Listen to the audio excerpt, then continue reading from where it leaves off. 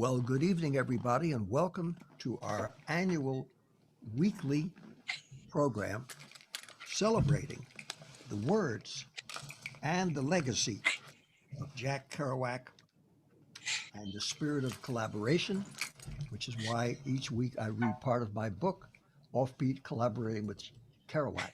And I'm so delighted that we have an extraordinary group of people here this evening after months that actually have to do with collaboration with Jack Kerouac and with the town of Lowell, Massachusetts, where Jack happened to have been born, lived, and which influenced many of the books that he wrote about that extraordinary place. Our special guest for this week is Jim Sampas, who's not only Jack's nephew, but a very distinguished music producer, filmmaker, and artist in his own right. We also have, of course, Jim Canary, who's the keeper of the scroll of the original On the Road, which came to Lowell Celebrates Kerouac. We have Neil Cassidy's daughter. He was the hero, as you know, of the real life hero of On the Road, which was a book about Jack Kerouac and Neil Cassidy and friends. We also have Reverend Steve Eddington, who was a former president of Lowell Celebrates Kerouac, who is coming back as a visitor and kind enough with his schedule. We also have, of course, Pamela Dickerson, who is the creator of this whole program, so that we don't have to sit at home watching the news and get bummed out, and Anthony Demarbiex, an extraordinary young actor, singer, improviser, and technical wizard who keeps the glue that keeps all this together, and Norton Wisdom, an amazing artist. So we're going to begin with more or less from where we left off last week after discussing the wonderful work that I was able to do with Jack and for Jack after he passed away. And this is about a recording that I made with a young man named Jim Sampas, who is going to be our special guest and speak to us. He's in the book. In 1996, I drove about an hour and a half from our farm to go to a tiny studio in Woodstock, New York, to make a preliminary demo take of Jack reading archival recordings he had made himself on his own reel-to-reel tape of his Orisaba 210 blues. My van was packed with my instruments. I didn't know what to expect. Since there was no budget for musicians, I was the band as well as the composer. Jack's nephew, Jim Sampas, was producing this recording with Lee Ronaldo, an accomplished poet, as well as a member of the innovative and pioneering group Sonic Youth. Geffen Records was planning to release a CD of archival tapes of Jack reading his own work. I was selected to provide the music, as I had done for him so many times. Since this was to be a recording to give the executives of Geffen Records a sense of what my music and Jack's words would sound like together, Jim Sampas asked me to come along and improvise everything. Later on, I could write a score when the company signed all the legal documents. I brought along my doumbek, an hourglass-shaped Middle Eastern drum, my shanai, the Arabic forerunner of the oboe, my French horn, a Lakota frame drum and cording flute, my penny whistles, double ocarinas, congas, and percussion instruments. There was a gorgeous acoustic baby grand piano, looking like a relic from a bygone era. It was like going to the Mystic Seaport Museum in Connecticut and seeing an old sailing ship. A true blast from the past, a real instrument with a voice of its own, where you could make an infinite amount of subtle phrasings and tonal textures. I sat down and played it. Jack and I had never had a piano that fine to work with in the 1950s. "Shall we try to make one, David?" said Jim Sampas. "I know you and Jack like to do it spontaneously." "Right," I said. "Let's hit it." "Orisaba 210 blues, piano track, take one," said Jim. I winked at him through the glass of the recording booth. I had on earphones, and suddenly I heard Jack's voice. I wanted to swivel around for the piano bench, and see where he was standing behind me. I could feel him over my shoulder, the way the Mexican Indians themselves could feel the presence of certain spirits perched on their shoulders. Without a second thought, I began to play, making music that complicated his voice, rising and falling with his phrases, able to somehow feel what he was going to do before he did it, as we had always done together. I felt such a warm feeling playing with Jack's recorded reading. It was as if the 35 years since had elapsed since, and they were all telescoped into 35 seconds. As I played, I got the eerie feeling that I already knew this poem. I couldn't really concentrate on listening to the poem as a poem, though. I couldn't just lie back and allow myself to soar like Charlie Parker's bird in flight on the wings of any poet or reader whose work I was trying to compliment, whether it was Jack or anyone else. I had to concentrate. I had to make music at the same time and always think a little ahead. "That was amazing, David," said Jim Sampis when I finished. "It sounded like you composed that." "I did, Jim," I said, "but I did it on the spot." "Are you familiar with this poem?" "I think so. I don't know. Could I see a copy?" Jim showed it to me. "Oh my God, I remember this," I said. "Jack read me this in 1951 one night when we were talking about his search for his Indian heritage, and he said he could feel it, but was afraid he could never find it. He talked about the Mexican Indians and how some of the dialects spoken in parts of Mexico and Central America contain fragments and sounds of ancient Toltec, and how he felt that reverberate in him, even though the Iroquois, if they were his ancestors, were a different nation with a whole different tradition. He understood that this was all a mystery world he could only be in touch with in his dreams. He had it in a notebook. He had other poems with him that same night. He read them from a small scroll that looked like it was made of shelving paper or teletype paper. He and Alan and Gregory were all hanging out that night with Rocco and Buddy the wino. I read or Saba 210 Blues about 4 times. "I know what to do," I said to Jim. "Since there's no budget, I'll use the piano track I did spontaneously and build a whole score around it with all the instruments I brought with me." "How long will it take to compose it and write it down?" said Jim. "I'll do it right now. It's in my head," I said. "We'll harness the beast of technology and make it the servant of Jack's poetry, honoring the heartbeat of all the Indian people who survived the conquistadores and who are still in the heart and soul of Mexico. I'll use a different track for each instrument, but we'll make it sound like an acoustic orchestra playing on a plaza on a Sunday afternoon in Amatlan, which is an Indian village about an hour outside of Mexico City." The great thing about working with Jim Sampis was that he allowed you to do your best. His own background as a band leader and a songwriter made him sensitive to other musicians, and he was always able to make constructive suggestions.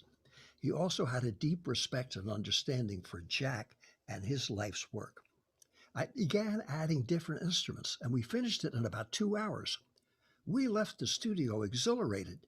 Jim and I had already worked on a Kerouac CD and a 3-hour cassette of Visions of Cody for Viking Penguin audiobooks with Graham Parker reading Kerouac's words. "This is going to be an incredible CD," said Jim. "Geffen Records has worldwide distribution. It will get Jack's words and your music everywhere."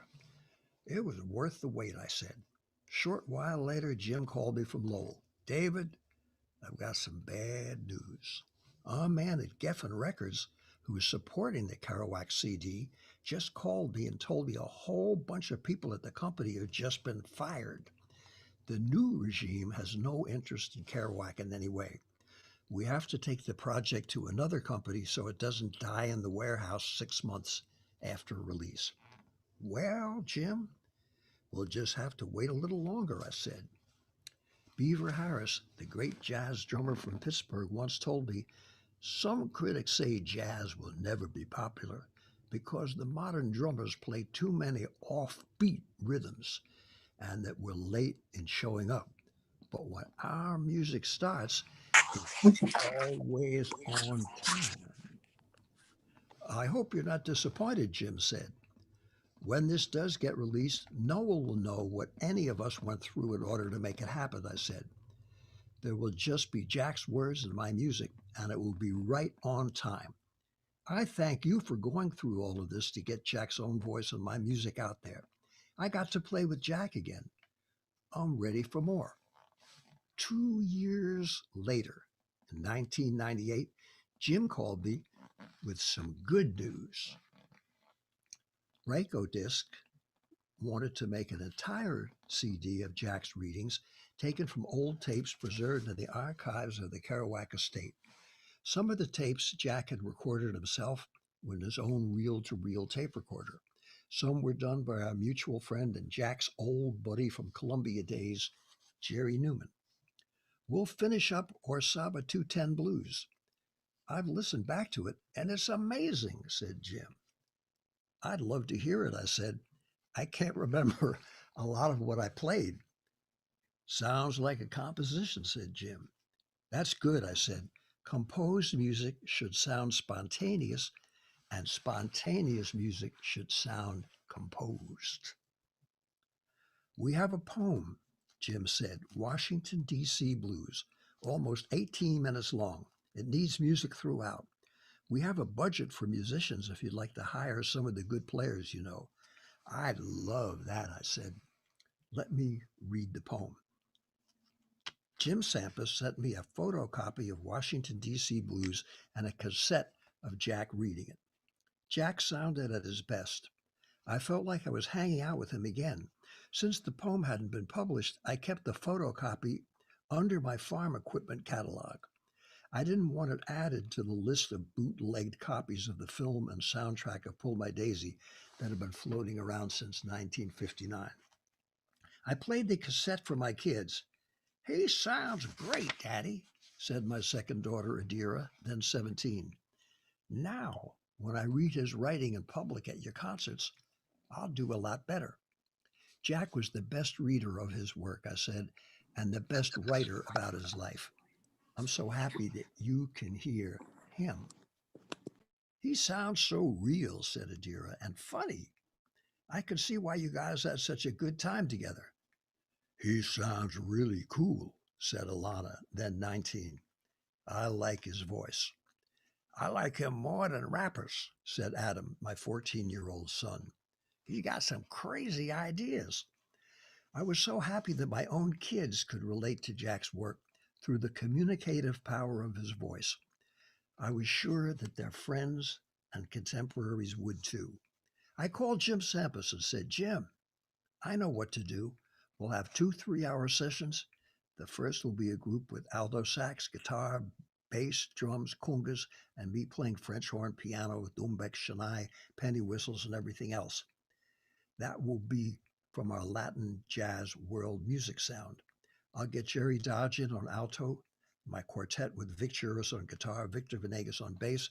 We'll get Johnny Almendra on drums and Candido on congas.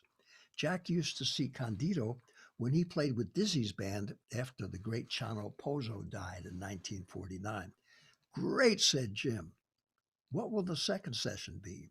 We'll have our neoclassical ensemble. We can have Jerry Dodgen come again to play alto sax, almost like Marcel Mule, the great classical French saxophonist who used to solo with the Boston Symphony when Jack still lived in Lowell.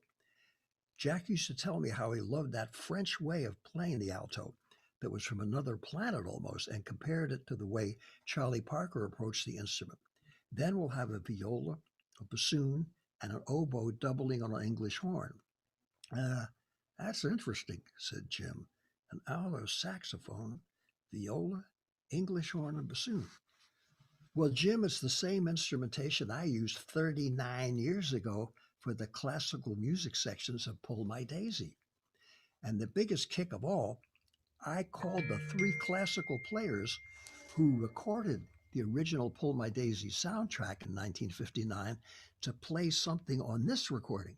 Mirat Serbaji, viola, Jane Taylor on bassoon, and Ronnie Rosenman on oboe and English horn. They're all going to make it. How can you coordinate the two different groups recording at different times? Said Jim. I'll write everything out, I said. It will be like a ballet or an opera score. We can record it out of sequence like a film score and then fit it together.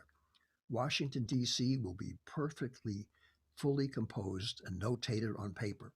Or a Saba 210 Blues was made up out of my head at the moment. Spontaneity and formality, side by side. Jack would have loved it. That's what we did alone together and with others. That's what we had to offer when so few thought that way. I can hardly wait to hear it, said Jim. I loved hearing the radio broadcast of E.G. Marshall reading Jack with your orchestral music from the Kennedy Center. My Uncle John really liked it too. Well, this would be different, I said. We've got Jack himself doing the readings, and his poems reflect a different part of his whole approach towards writing. It will be an extension of what we used to talk about doing. I sat at home for hours listening to the tapes of Jack recording Washington, D.C. blues. The long 17.5 minute series of short poetic vignettes and his dynamic reading were mesmerizing. He sounded like he did when we first began to play together. On the Road was still unpublished back then, and he was full of energy and laughter. I flashed back to when Jack and I would terrorize guests at various loft parties and disturb unwitting coffeehouse customers who thought we were two village moving men trying to be artsy. No one else back then would have dared to talk or walk into a room full of strangers and take turns playing their music on any available instrument, read poetry of their own and others in English and French, and make up scat story raps while sipping on brown paper bag bottles of Thunderbird wine and flirting with women. Still, Jack always, and I not quite always, tried to maintain gentillesse, that means good manners, even if we sometimes appeared to be bulls in someone else's china shop. Il faut être gentil tout le temps. You gotta be polite all the time, was our motto. Jack would say that in the same Lowell-tinted New England accent that I was now listening to on this 1956 recording, the year I started to work with him. As I listened to him read Washington, D.C. blues, I remembered the gentle way Jack had of expressing himself. He was usually outshouted by most of his friends, so he never blew out his vocal cords trying to outshout them. His speaking voice was beautiful, and he was a surprisingly good singer. When he wasn't reading aloud, scat singing, bashing out at the piano, or hammering on the bongos, he would sit quietly in the middle of pandemonium. His voice was like a magnet to women. If he was sitting between two women, he would speak softly and try to relate to both of them in an old-fashioned gentlemanly way that Carolyn Cassidy described as courtly. Hearing him all these years later reading Washington, D.C. blues reminded me of the light that he brought with him and shared with everyone around him. I wanted the music that I wrote for this reading of Washington, D.C. blues to reflect the tapestry of the people and the places that were packed together like a crazy quilt in this series of over 30 short readings of recollections and impressions that were like taking a trip to the countryside. I tried to frame the poems and the vignettes with music and at the same time make the whole reading flow and have some feeling of seamlessness. When I came to the studio for the first sessions, Jim Sampas and co-producer Lee Ronaldo both looked surprised to see me loaded down with folders of music, as well as my instruments and a stopwatch. I don't know how you're possibly going to pull this one off, David, but I know you will, said Jim Sampas. Our first ensemble came to play. Candido, now approaching 80, still played the congas like no one else. Jack had seen him when he performed with Dizzy Gillespie, Charlie Parker, and hundreds of other musicians.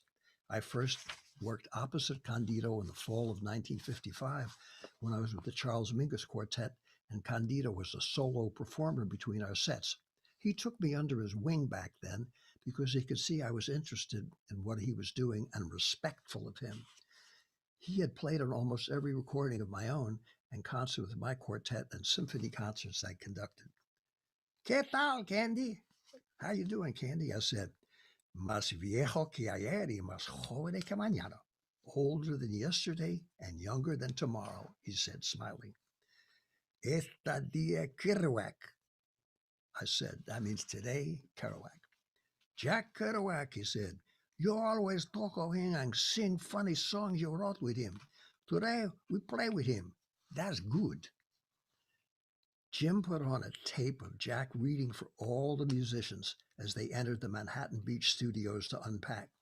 Jack's voice filled the room. Man, he sounds great, said Vic Juris, the young guitarist who had played with me since 1978.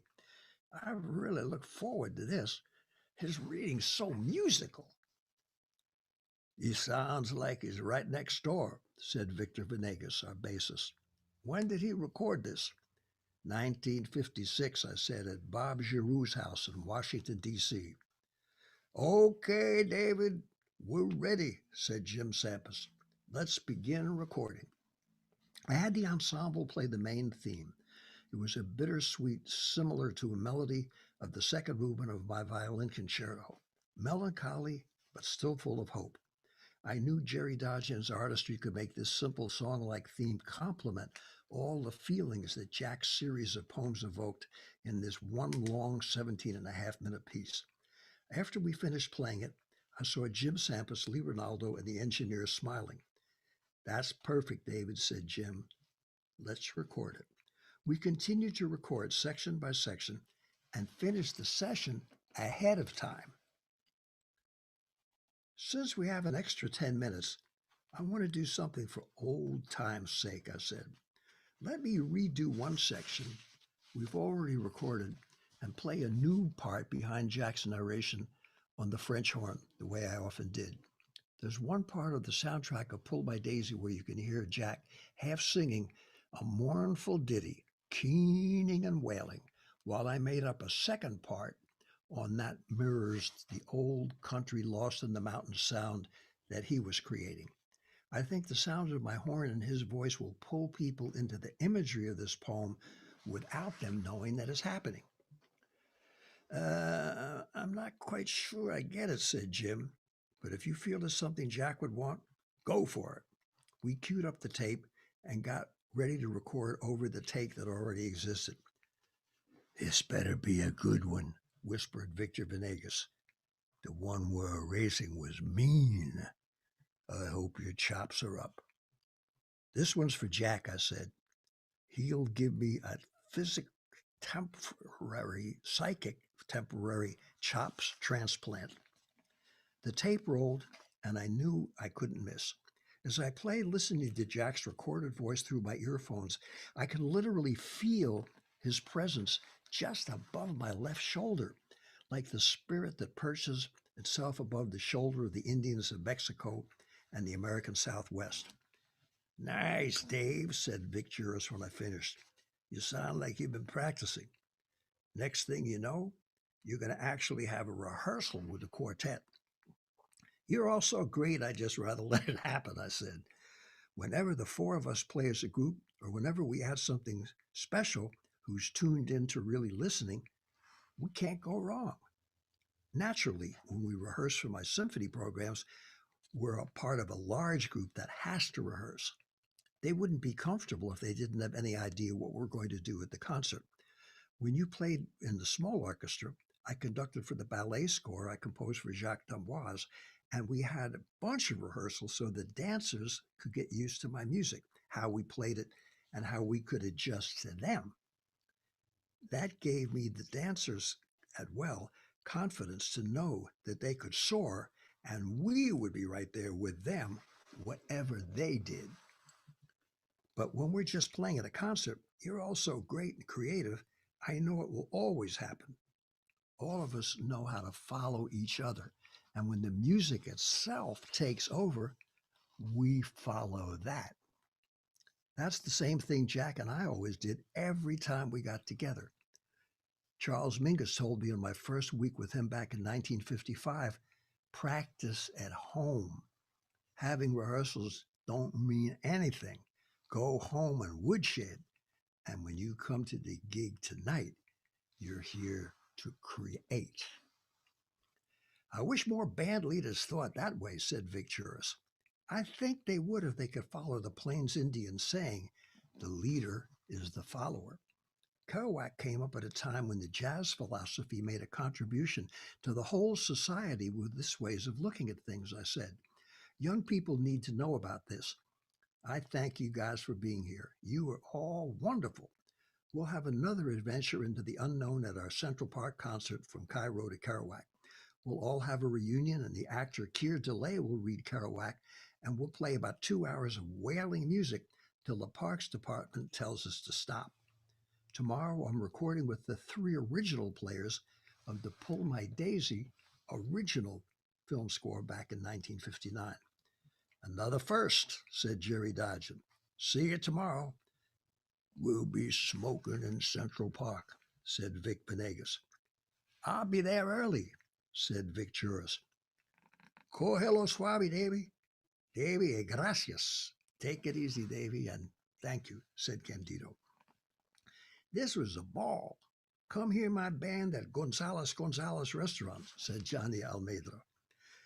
It'll all just be starting, I said. It's a whole new day. Tomorrow we'll record with the chamber group and put it all together.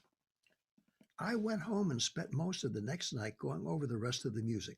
I thought about how my sister Marianne and I used to sit on the floor of our farmhouse in Feasterville, Pennsylvania in the late 1930s, putting together jigsaw puzzles.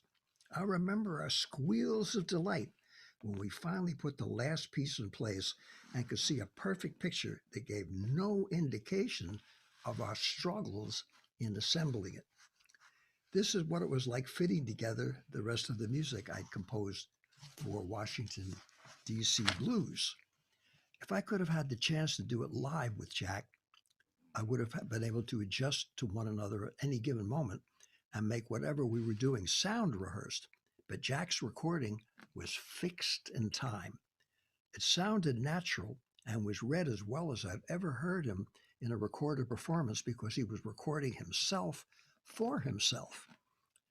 It was a one-way street, and I had to make it into a thoroughfare musically, implying a give and take by responding to every nuance in his reading.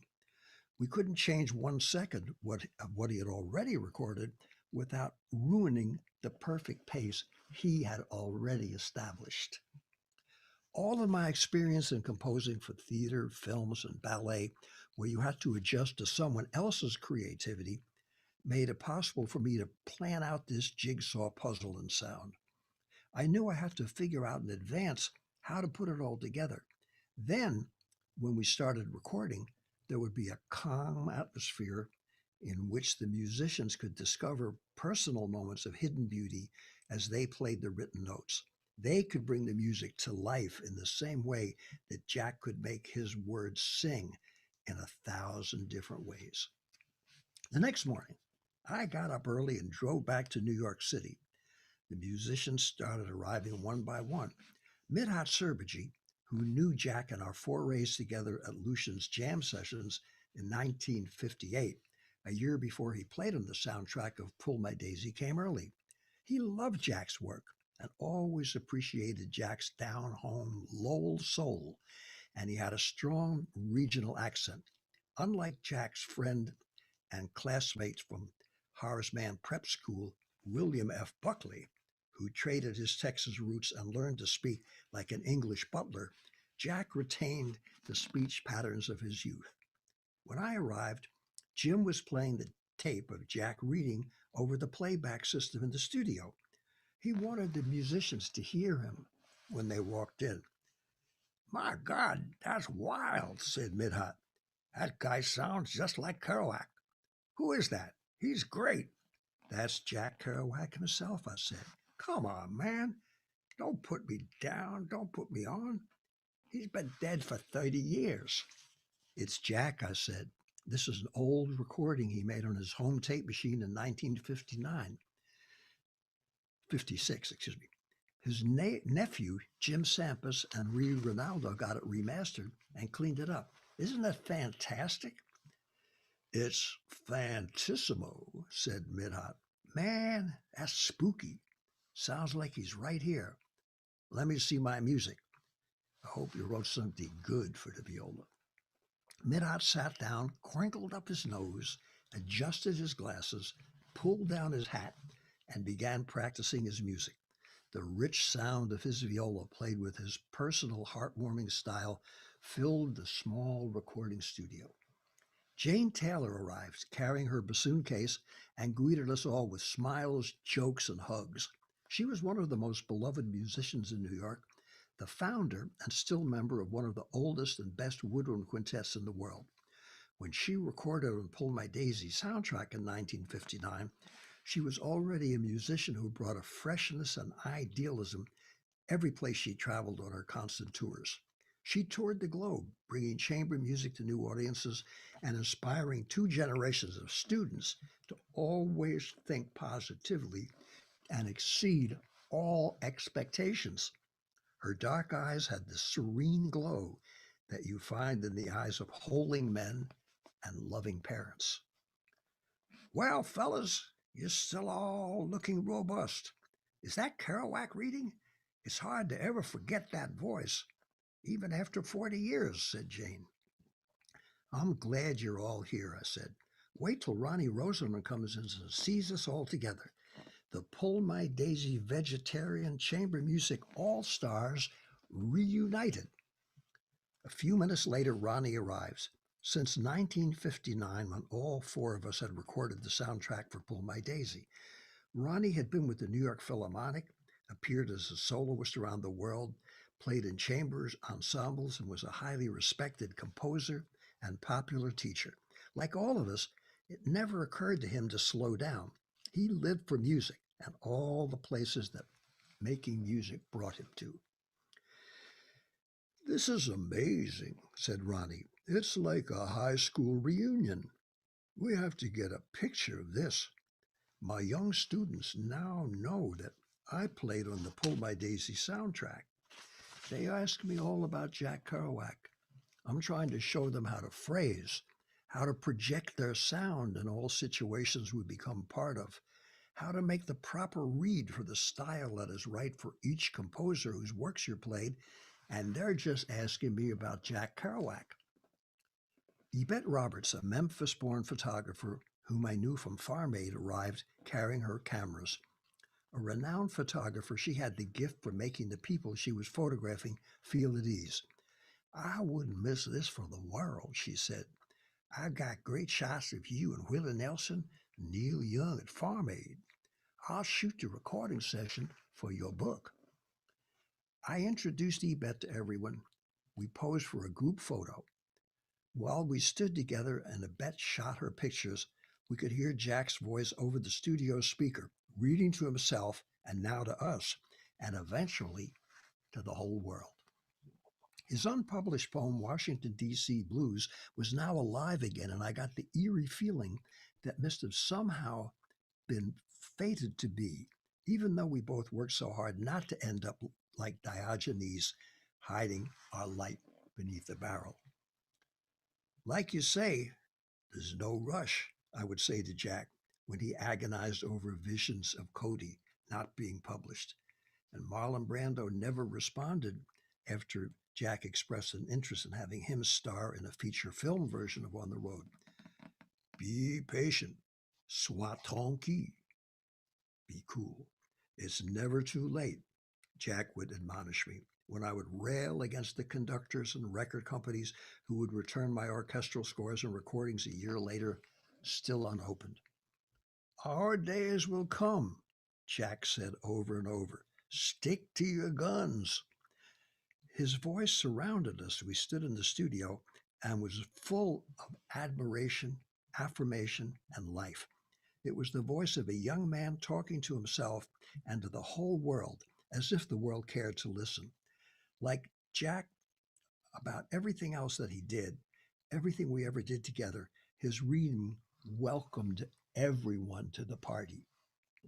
After Yvette finished photographing us, she went into the control room to take pictures through the glass partition. We were now ready to record. The same opening theme that I had written for the ensemble to play the day before was used again, scored this time for English horn, doubling on oboe, viola, bassoon, alto saxophone, and myself playing occasional piano and other instruments. Some of the music sounded almost Elizabethan to match the elegance of Jack's words, much like the portions of the music for Pull My Daisy, when I wrote a sprightly minuet and trio to accompany the bishop and his wife's visit to the apartment of Carolyn and Neil Cassidy. We did almost all the music in one or two takes. All the players were so in tune to one another that each small piece sounded as if we'd been on tour and knew it cold. Good stuff, said Midhat. You've got promise. Will you guarantee to call me back in 40 years? Said Ronnie Rosenman. I'll tell my students to stop calling you and asking about what Kerouac was really like.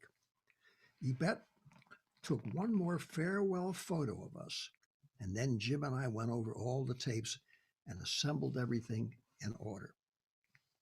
We'll meet tomorrow, said Jim. We can hear it all with a fresh ear and mix it. Jim and I sat in the studio collecting all the music and my instruments. Where do you go from here? Said the young engineer. Home, I said.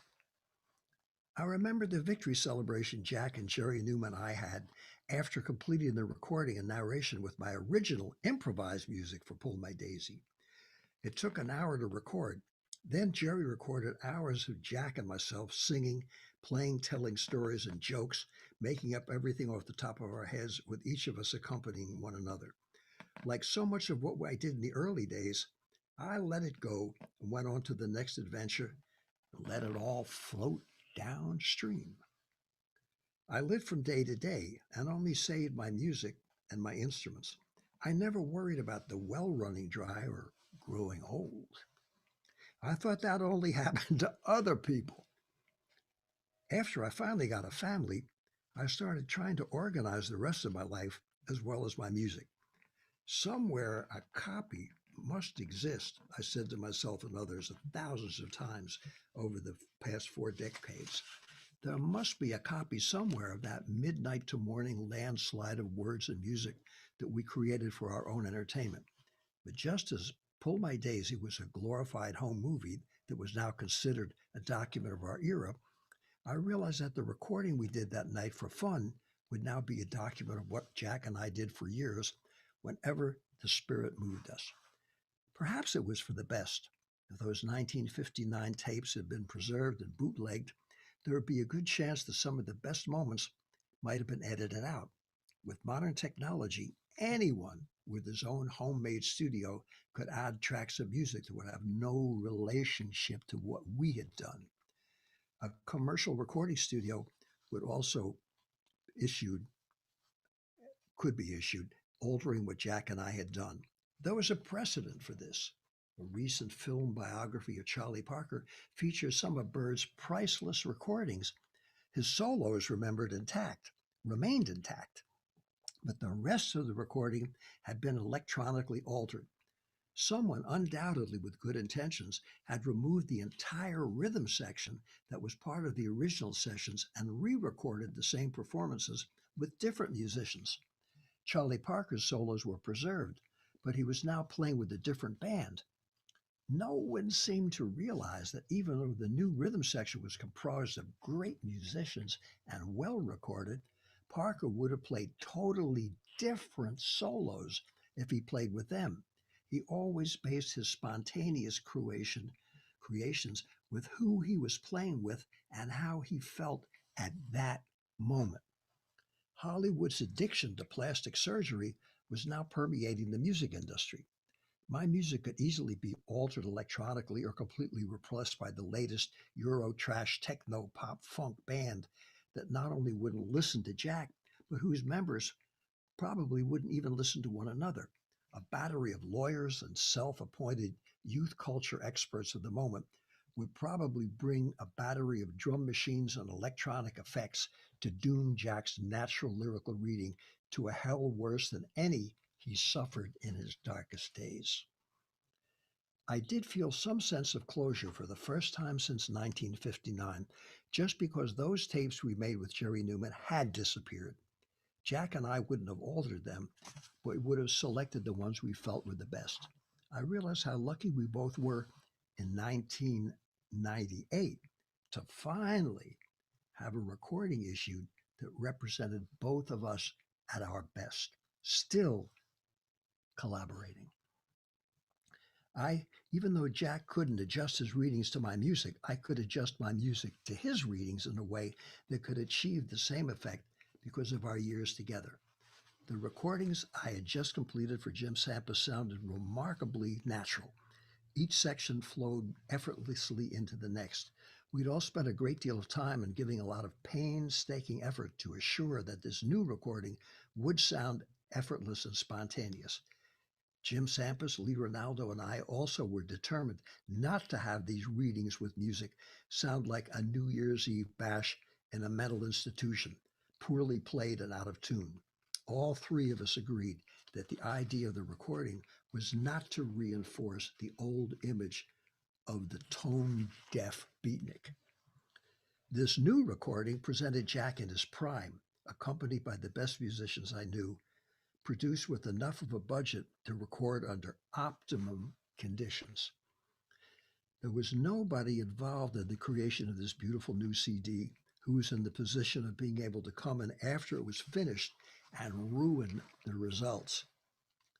The impeccable tastes and talents of Jim Sampas and Lee Ronaldo as producers of my own best work as a composer and performer and Jack's glorious reading were now documented for all time and available to a worldwide audience. Maybe the great career planner in the sky has a reason for this, I thought. Certainly other work on Jack's behalf that I had done a few years earlier with Jim Sampas had also come out remarkably well. I had done music for Kerouac's CD and an audio book of Jack's beloved Visions of Cody. Graham Parker had been the narrator of both events, which were done in a short time, and it turned out extremely well. They were also the very best of what I was capable of doing.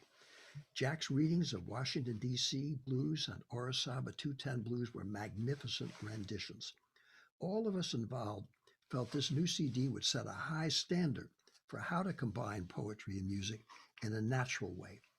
We all felt that this recording would paint a better picture and sound of what Jack and I had pioneered as a new way to combine music and the spoken word. We never called it jazz poetry. We called it poetry music, music poetry. Now it didn't matter what anyone called it. No brand names or packaging could ruin the outcome.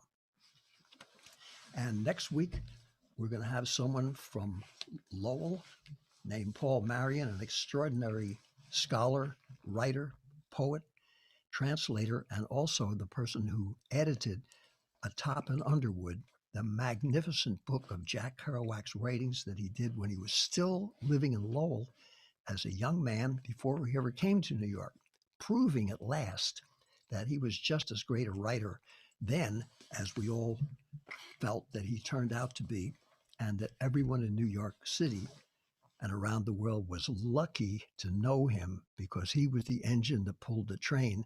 And unlike the dumb stereotype that has bashed our brains out of shape for several decades, it was no longer acceptable to feel that a dumb football player from the mill town of Lowell, Massachusetts, and a car thief from Denver, Colorado, stumbled and met one another when they were in New York City by being around some literary geniuses to learn out which pencil it was proper to pick up in order to read or write. They were both brilliant guys before they ever came to New York, and Paul's book proves that. So please, before we welcome Paul Marion, we're going to have the little part of a video, and I'm not positive which part it will be, but I believe it's going to be part of that wonderful recording that we made of Jack reading with our little ensemble that we recorded. David, darling, hello. We're having Paul Marion on next week. Did you mean to say Jim Sampas, the star of this chapter? No, Paul Marion. Did I Okay. say Jim Sampas? No, you said Paul Marion. Maybe it's my confusion. Yes, yep. Paul Marion, who wrote A Top and Underwood, and Jim Sampas is here this week. But before we introduce Jim, and have our little wrap, we were going to have, as we always do, a 10-minute video, and I believe the video, Pam, perhaps you can say which one is chosen since. Hello. First of all, welcome everyone. Welcome Jim Sampas, Jim Canary, Kathy Cassidy, Norton Wisdom. We have an incredible group of people on today. Hassan just got on. I'm not quite sure what's the footage of the intermission, which is why I was confused. So Okay. maybe Anthony, you announce it. Since I Well, requested, Sorry. hey guys, if I may interject too, I'm having a little bit of technical issues right now. So why don't we go ahead and introduce Jim first? okay. Go ahead and riff for a couple of minutes as I figure this up, and then we'll get the videos up and running. And I was a bit distracted too because our regulars haven't been able to get on. So I was answering messages. Anthony, are we then going to have the either or Saba 210 Blues or Washington, D.C. Blues, a portion of that? Is that what we'll be introducing when you get the technical stuff done? Absolutely. Jim? Okay, great. Okay. And that, folks, ladies and gentlemen, that's what they call a rehearsal. We would like to introduce our special guest.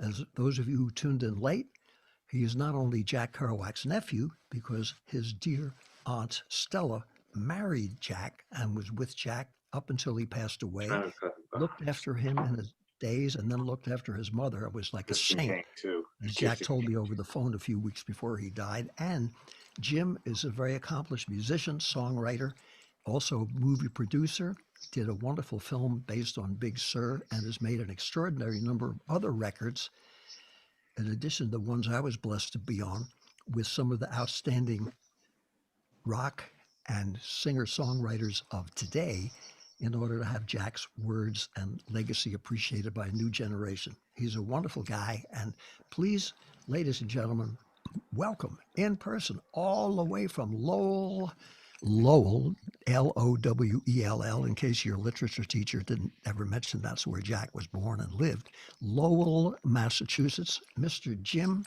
Sampas. Hi, everyone. Hey, Jim.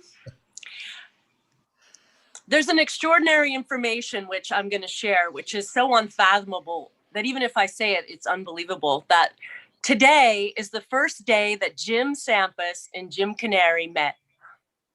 That's right. That's right. Well, actually, Jim Canary remembers meeting you briefly with the thousands of people you've met when the scroll came. Oh, right. Okay. Yep.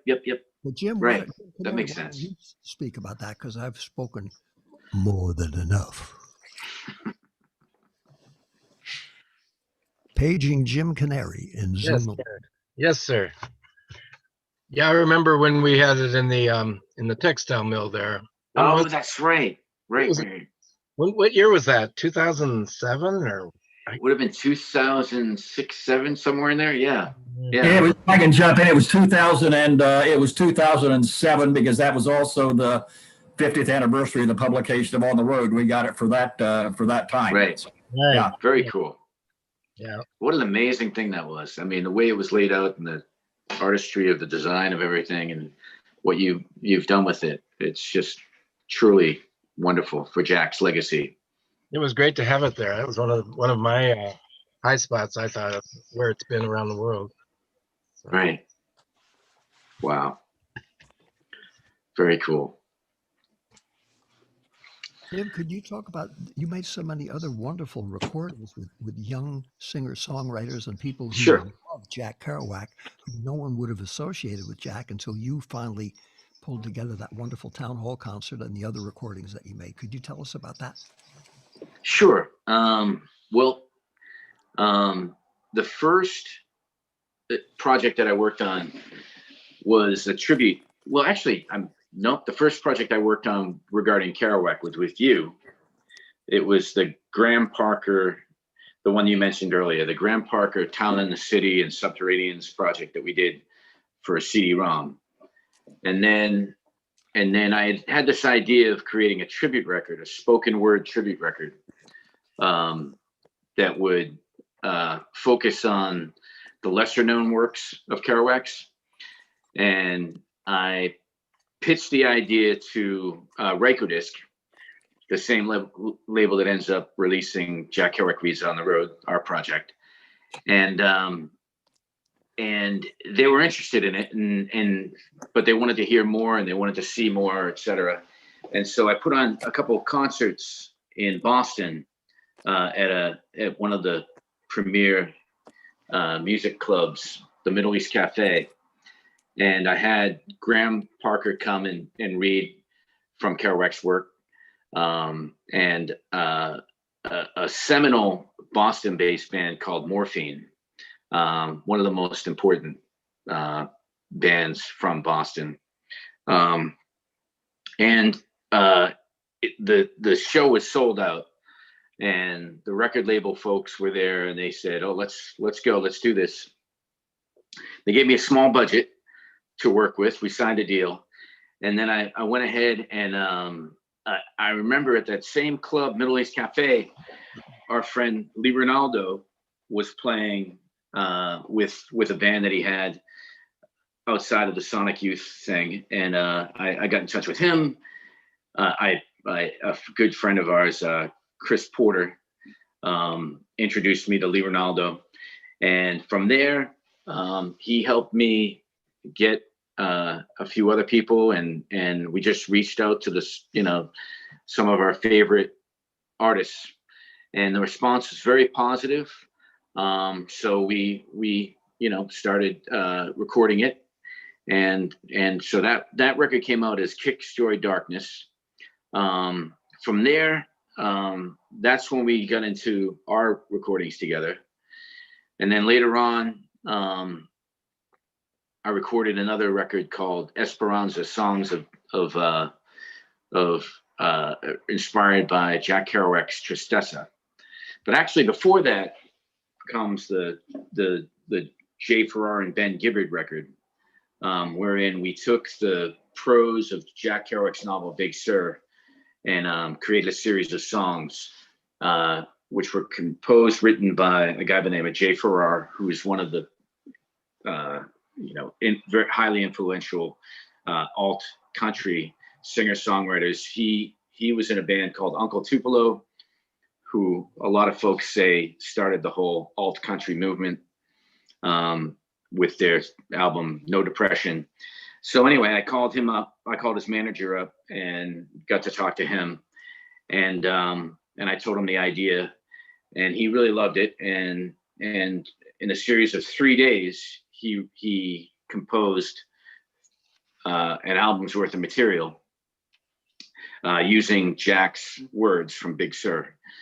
And that was, again, One Fast Mover and Gone, Kerouac's Big Sur, which was also a part of the documentary film project. So then comes Esperanza, which was based on Tristessa, Jack Kerouac's Tristessa. And those are the records I've done. How about the one you did at Town Hall with that amazing group of people? That was spectacular. That was amazing. That was hosted by New York University, and you were the band, the house band, and we had Lawrence Ferlinghetti, Gregory Corso, Allen Ginsberg, Odetta. Stop me if I'm missing anybody. And we had a mobile recording studio truck out front. It was all very well recorded, and some of it ends up on the Kerouac tribute record. But the real thing that held that together was you and your band. To hear, Lawrence reading from An Unpublished Dream, Allen Ginsberg reading from Brooklyn Bridge Blues, which is a funny story about that is the night that of the show, we faxed Allen Ginsberg the Brooklyn Bridge Blues, and for some reason the last page got stuck in the fax machine, and it got to Allen's office, and he came to the show and he showed me, look, there's no last page. What are we going to do? I said, well, just read this reading, and I'll tell you what, whoever you want to finish it, we'll have that person finish it. He said Eric Anderson, the amazing singer-songwriter, ended up doing that. He actually recorded on Brooklyn Bridge, but the town hall event was truly extraordinary. And wasn't it featured? It was featured, I think, in Vanity Fair. Annie Leibovitz photographed you, and isn't that right? Yeah, they had Lawrence Ferlinghetti, Gregory Corso, Allen Ginsberg, Joyce Johnson, probably the group of the most unfashionable people. And she had that was awesome. She was a great fashion photographer, and she was there with a huge truck and this enormous staff. And Gregory kept insulting everybody and making everybody laugh. And she was just trying to get us to look like a Vanity Fair picture, which was her job. Yeah. And I don't know how she pulled it off, but it almost looked as if she was going into a rehab center and managed somehow to get us all dressed up. I'm not sure. Yeah. I remember the 2 hours it took for us to sit still and have Gregory stop screaming and us laughing in order to do That's that. right. I remember that. That was fortunately not part of the concert, or it would still be going on. Yeah. There was another one that you did. I remember I was on that in the version from Japan, of all different singer-songwriters and people who read Kerouac. Yeah, that was the Kerouac Kick Story Darkness. The one that you're on is the Japanese edition. It's a special edition that has the Graham Parker reading from an unpublished journal. Yeah. With you and your band playing music behind it. I was actually interested in all those other wonderful people that were on that. Yeah, so it was Eddie Vedder, Michael Stipe of REM, Eddie Vedder of Pearl Jam, Michael Stipe of REM, Steven Tyler of Aerosmith, William Burroughs, Allen Ginsberg, Lawrence Ferlinghetti, Hunter S. Thompson read something from his camp there, and list goes on. Warren Zevon, Jeff Buckley with having a hard time remember her name, and who else? Lee Ronaldo of Sonic Youth with Dana Cawley. Yeah, the list goes on. It was truly amazing. Well, I think that it's worth. Thank you for mentioning all that, because for people listening, it shows perfectly that what Jack himself inspired and our era inspired Jack and I to do, which came from all the great jazz and painters and poets and musicians and general people before us, was collaborating and supporting and being and working joyously with one another. And that's something that has always happened in every civilization. And I hope with the new era having hit the bottom and now going up, all the people who are listening can encourage their kids and grandkids. Conversely, the grandkids and kids can inspire their parents and grandparents to hang out and collaborate with one another, because that's what all of this proves to the point. And you were largely responsible for helping to open up that door to make people who listen to records or one kind of music realize that it's limitless and vast, and the unexpected sometimes turns out to be just what you're looking for. Right. No, I agree. And I think that when I first started that project, it's funny because people were saying to me, spoken word album. They were looking at me like it was crazy, what's a tribute album, compilation thing. Actually, even though the record label didn't put up all the money I was, financing it on, like you do when you're first starting it, you're doing your first project. I'm like pouring out money and credit cards and everything else.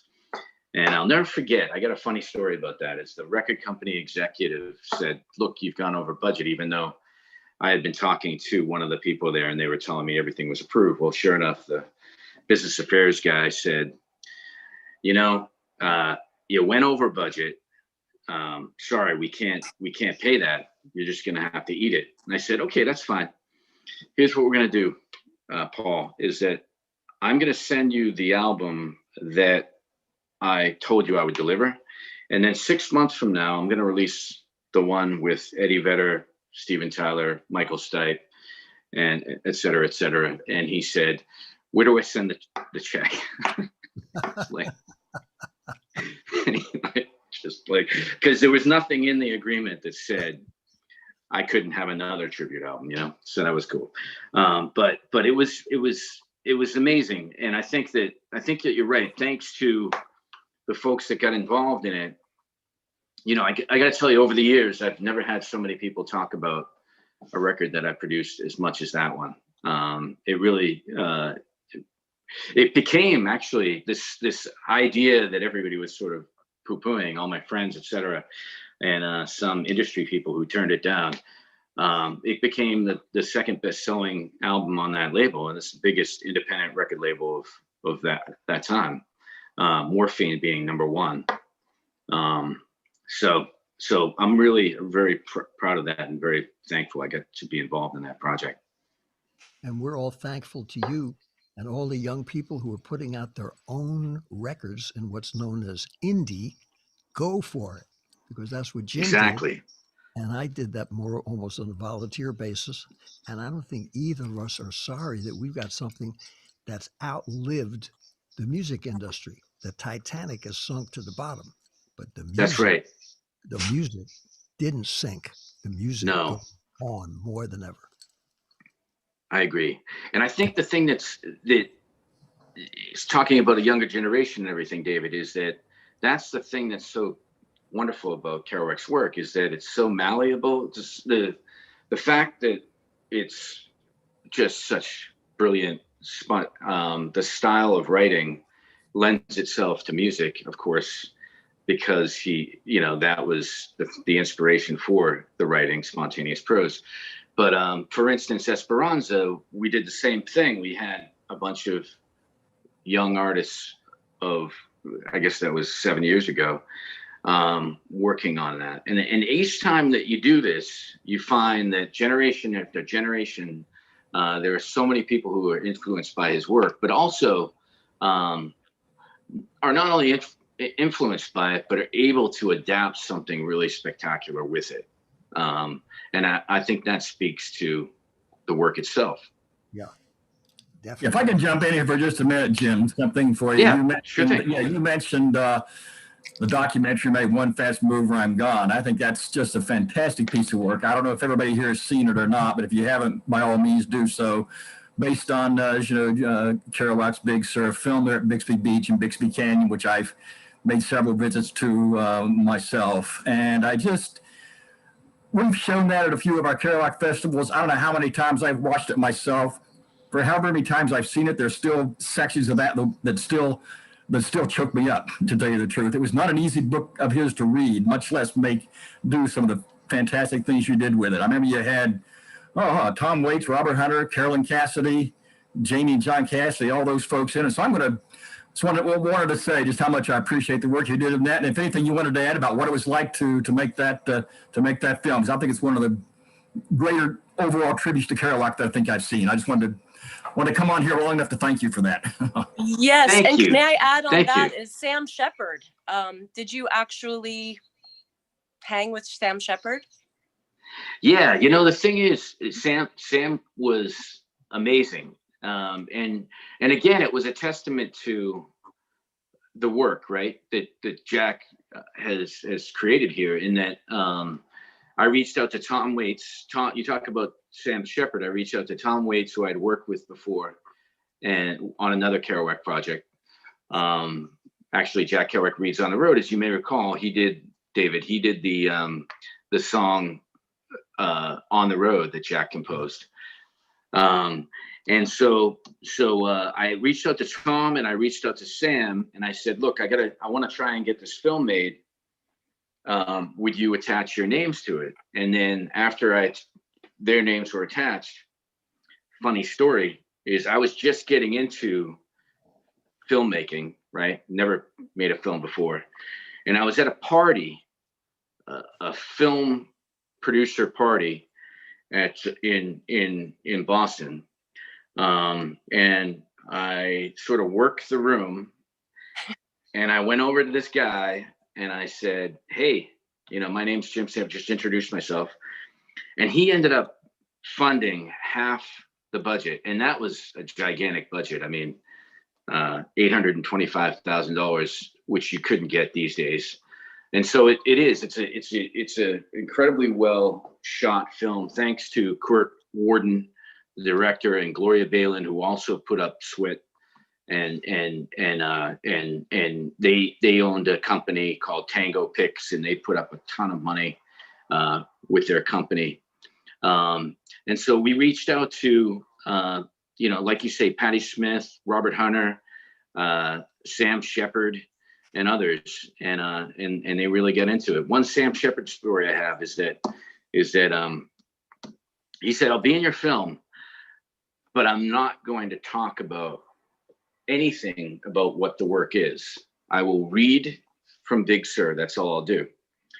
And so he, sure enough, we shot him in New York City at a pub in New York, and the producers started to try. Well, they got him to read a little bit, and then before he did the full reading, they started asking him questions, and he literally got up and started walking out of the room, literally just walking straight out. And I had to chase after him, like, "Sam, I'm so sorry. We were just asking, can you please come back here?" And he came back and he read, but that set the tone for the room. It's like, I'm not a scholar. I don't pretend to be a scholar. I don't want to play out one on TV or in any of my films. And I'm not going to talk about anything about the work. I'm just going to read it. And sure enough, he did an amazing reading of it. Mm. Extraordinary. I got to do the whole Sam Shepard catalog at Radio France Culture, and got to discover how extraordinary he is. And I definitely feel that he's, maybe this isn't the right word, derivative of Jack Kerouac, like that style. Huge fan. Yeah. Yeah. Was you had Cab for Cutie play on the soundtrack, I believe it, and I was vaguely familiar, but most people in our generation didn't know of him. Yeah, Cab for Cutie. You put them on to show people of a new generation that you weren't only robbing the grave. I shouldn't say that because some of us are still alive, but basically you were making it intergenerational, which meant it was for anybody and for everybody, because if something's beautiful, it doesn't matter whether it's Guillaume de Machaut 300 years before or 400 years before Bach, or someone that we don't even know yet who's 12 years old is a killer musician. And you were able to get the younger people coming up as well as the old timers. I was in that myself, and I was glad to represent that era. Also in the little part we had in the beginning at the cafe, the wonderful place in the village that he played in. And then Village Vanguard, forwards to today. So starting off with yesterday and going to today, I thought that was terrific. And the fact that you have younger people coming up too is very, very important. And if Jack were there, he'd be hanging out with the older people no one ever heard of, and the younger people coming up that no one ever heard of, and enjoy and encourage everybody to be creative. Right, I agree. And yes, Ben Gibbard of Death Cab for Cutie. Yeah. I've got another story about that. Is that Ben Gibbard? Well, first of all, Ben Gibbard of that generation. Ben Gibbard, in my view, is the greatest lyricist of our time. Just incredibly talented singer-songwriter. A lot of people out there would probably agree with me on that. And so I called his manager, didn't know him, just emailed him. I had been producing other projects over the years, so I get to know a few managers out there. And funny story about that is that I talked to the management, and they said, we'll run it by him. And then that day, 2 hours later, I got a call back. Ben wanted us to tell you that I had given him a date where we were going to record in San Francisco, and that we wanted to do an album and also wanted to shoot him for the documentary. And he said, the manager said, just so you know, he's going to do your project. If he had anything on that date, it's going to be bumped because, Kerouac is a huge influence on him. So he jumped on board, and we recorded in San Francisco, and then actually shot a music video out there in Big Sur of one of the songs.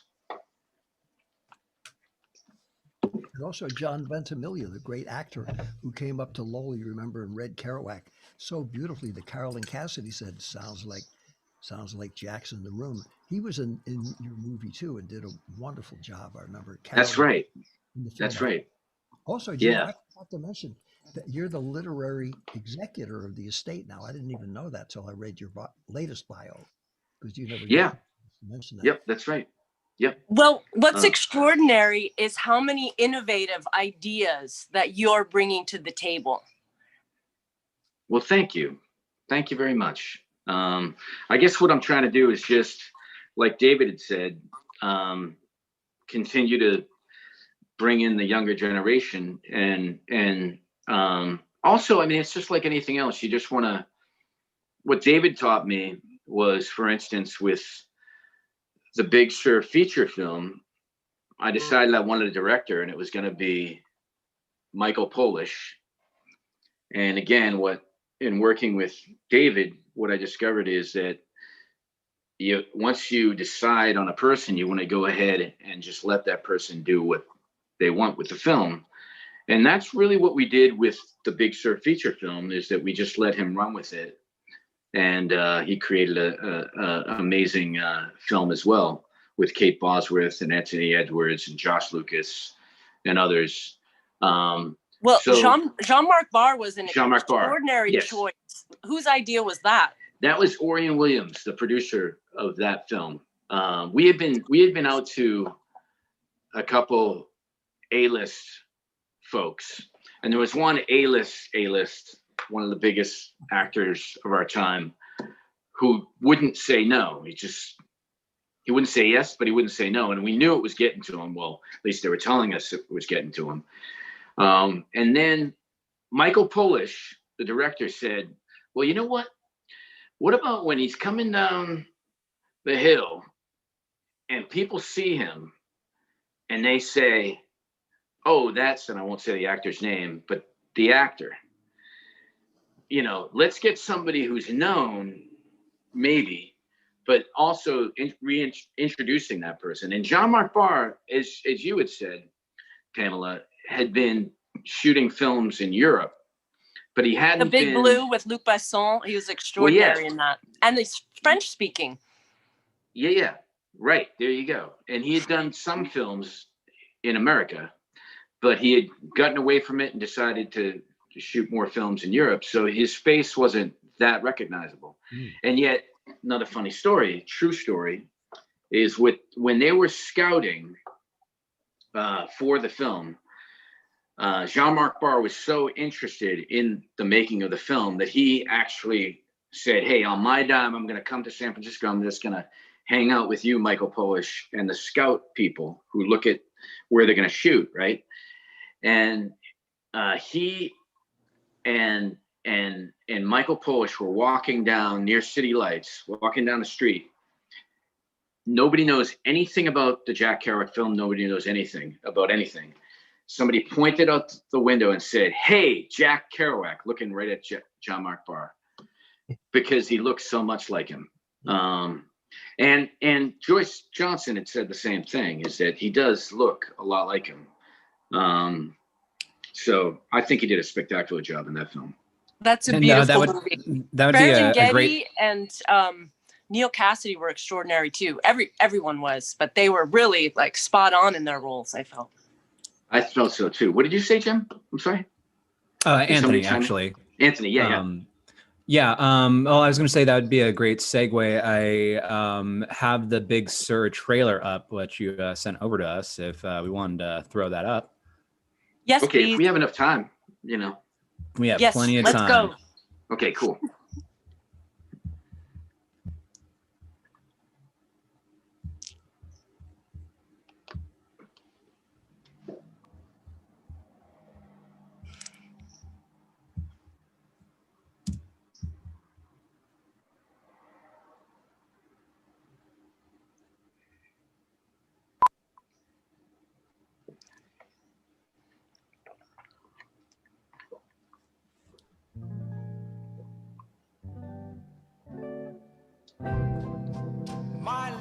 must be a kind of blind love. I can't see anyone but you.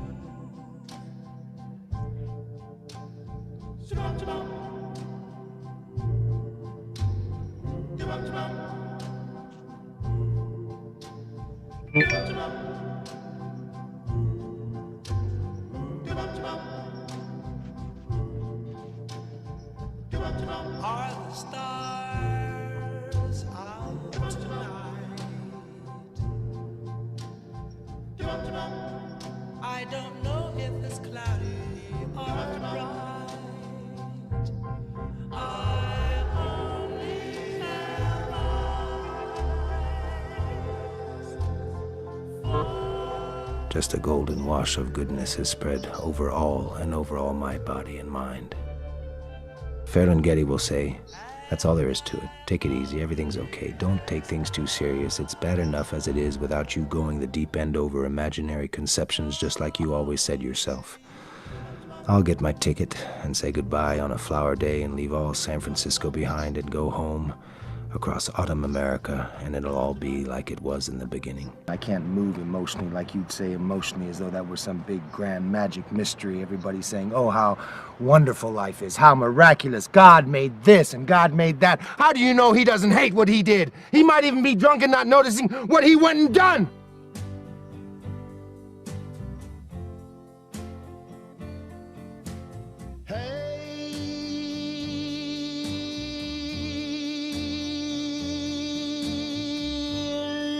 One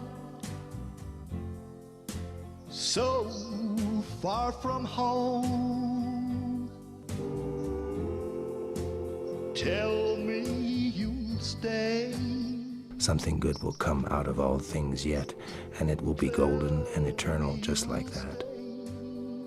There's no need to say another word.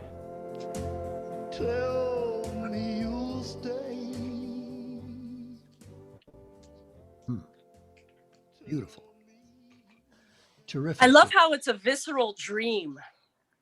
Anthony, can I ask you a question? Anthony? Anthony? Yes, absolutely. I don't mean to, can I ask you, since we planned this for a week and I mentioned about, do you have that one that Jim and I and Jack all were together collaborating with one another? Yes, let me. Photo? Or Saba 210 Blues or Okay. The Orizaba 2 Blues. Yeah. because I gave that information a week ago. I called it every day. Do you have that available? Yes, I do. Let me pull that up really quick. Apologies, by the way, guys. So my computer cable died, and I was actually running this off of my phone as I went to a Best Buy to go and get a new computer cable to get back onto my laptop. Wow. So we could play the media. So technology saved the day today. Sure did. And during that time, since it's not a sound thing, maybe either Norton could make a picture, or you could show the photograph, which I sent a week ago, of Jim, Jack, myself, and all the people in the band doing that recording that we made, which would give the viewers a chance to see and hear the collaboration of all of us, which is what the book was named after, and which Jim was responsible for. It never would have gotten done. And since Jim and I are both currently alive at the moment, it might be nice to be able to show that, if that's possible. If it's not, that's cool too, because we already did it. And everything else we do is great. But since I begged to have that shown as the one document of a collaboration with Jim Sampas and Jack Kerouac, his uncle, and myself and the music, it'd be great if we could do that. Absolutely. Just getting that. And quickly, I'd like to say to anyone listening that some of our regulars haven't been able to get on today. I was able to get Hassan on, and everyone's texting me and emailing me, but I can't do it all right now. But hello out there. We miss you. And I saw Hassan and his wife. They're great. He's a great Kerouac scholar. She's a great Germanic studies scholar. They're both at the University of North Carolina and have done so much for introducing Kerouac at a place where he never would have been at home as much, and other people all over the country who have tuned in and listened and telling their friends about this. And our hope is that this will open up the door for future people to bring Jack. When I go to Okemo, Oklahoma at the Woody Guthrie Festival and down south, places where people would think everyone south of New Jersey wouldn't possibly like Jack Kerouac, forget about it. Europe, Asia, Japan, and the United States, that's 52 states, not just Manhattan or Los Angeles, love Kerouac everywhere. And he's translated in 26 different languages. So if you can't speak English that well, which most of us don't, you can learn other languages as well and enjoy his work. And I've had. I want to. Can I just say? I just want to say hello to Jim. We've never met face to face. I'm really good friends with Tony though, and I had Kurt. We had Kurt Warden down here at University of North Carolina about 10 years ago. Oh, wonderful! Yeah. Remember, we talked on the phone. Extraordinary talent. Yeah. Yes, I remember that. Yeah.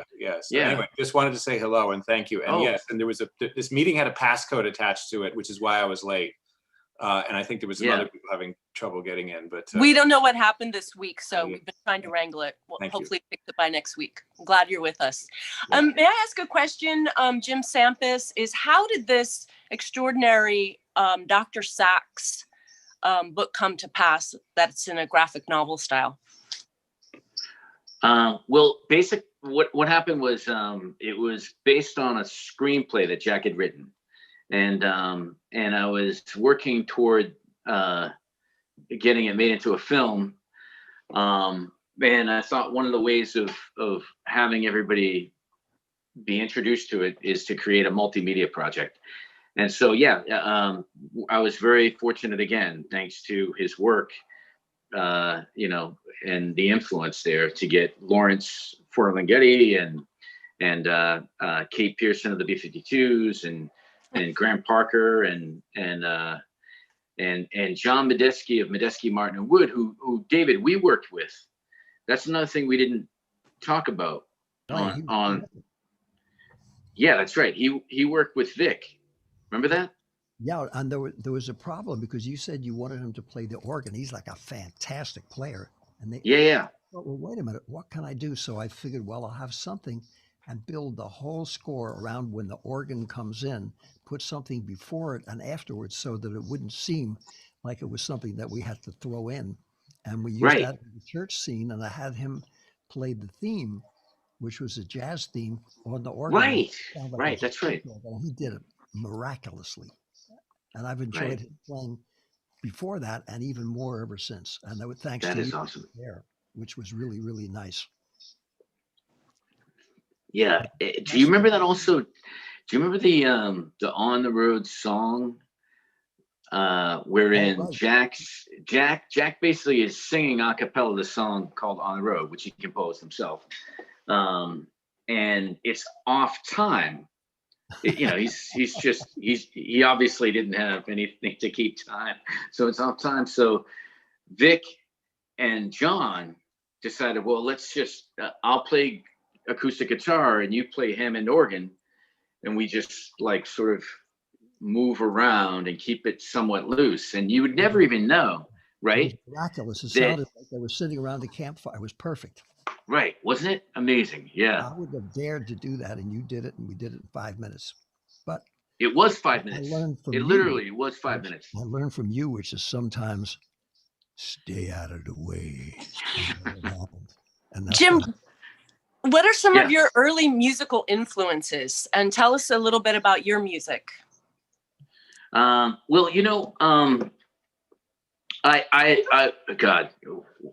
Joe Strummer of The Clash, Bob Dylan, so many folks. And I was a singer-songwriter. I played in the Boston area. That's where I got to know about recording and producing. And so I produced an album. I produced some demos in Boston at various studios, and then I recorded a record out in Woodstock, New York. But yeah, and then that's what really got me into producing. But yeah, I played the Boston area, and I recorded a record, and I'm going through the old tapes actually right now and remixing them and whatnot and playing around with them. But it's a real passion. But I think my biggest passion is producing. To do what David has said is that basically what I again learned from David is that in working with him is that you don't want to get in the way of somebody like David who knows exactly what he's doing. It's more, we were talking about this the other day, David and I, is that it's more about subtraction than it is addition.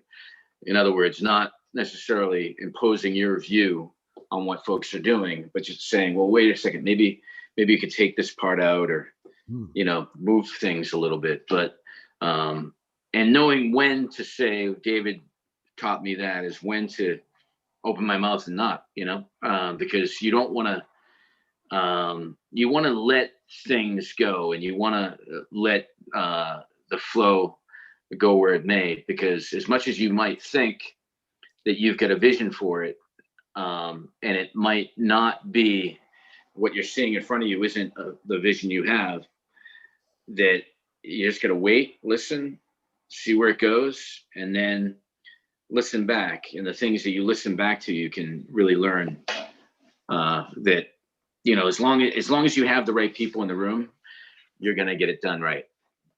Can I say one thing too, Jim, that Yes. you were an enormous help, because sometimes we all need all the help we can get, every single person on earth constantly. But very often, if the person who can give you that help has some prior experience in that particular area, which I don't think studying how to be a successful real estate broker makes you a great administrator of painting, art, theater, or anything else, unless you've been an actor or a painter or a musician. Jim was a musician, so he would feel and be an informed public, which we all hope we can reach, and say, David, maybe I was a little slower than it should be, or maybe you could add a French horn, certain things we did, or maybe you could cut that ending and make it a little shorter, certain little things. And I said, man, he's right. And it helped me to do a better job. And Elia Kazan was a great actor. And he said to Jack Garfien that an elevator in the actor's studio, which Jack Garfien told me, our job is to be, there's the picture, I'll be quiet. Our job is to be guides, not to be their fuel. So true. There you so can see true. to the right, Jim Sampas, the young man standing in the back. Candido, the great Afro-Cuban who just passed away. Victor Venegas, great bass player who passed away. Vic Churis, who made that miraculous song of Jack's Come to Life, who's no longer with us. Johnny Almendra, a great percussionist and teacher. Jerry Dodgian, and myself at the piano. That was the classical group. And you can see those people after we had made that wonderful recording. And if we could hear some of the recording, then I will be in hog heaven, as they say. And I think you all will be. I've never requested anything. Is that kosher, David? Pardon? Is that kosher? What? Hog heaven. Oh, definitely.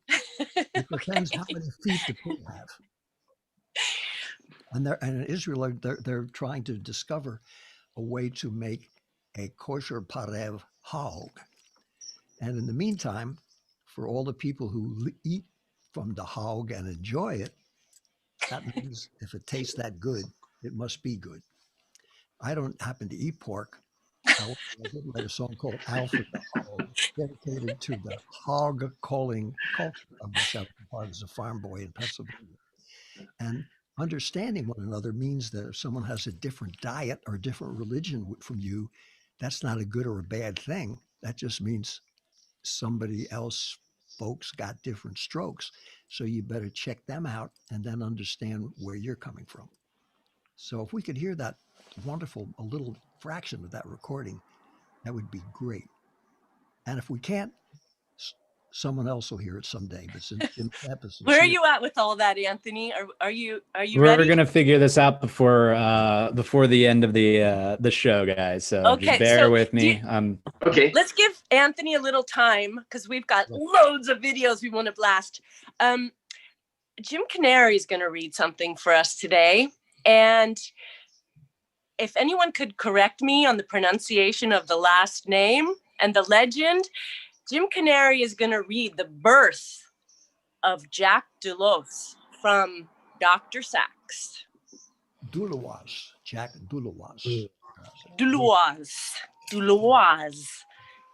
That was the fictional name that Jack gave to the Dulois family, which was his own Kerouac family, spelt with an I, not an E, going way back to the 17th century in France. And he had the legend of Dulois, which he felt would be all of his 30-some books, as one great epic super novel. And Jim found something very special in his book today. Do you want to share it with us? Okay. About his birth, yes. I know about something special you found in the book when you got it out today.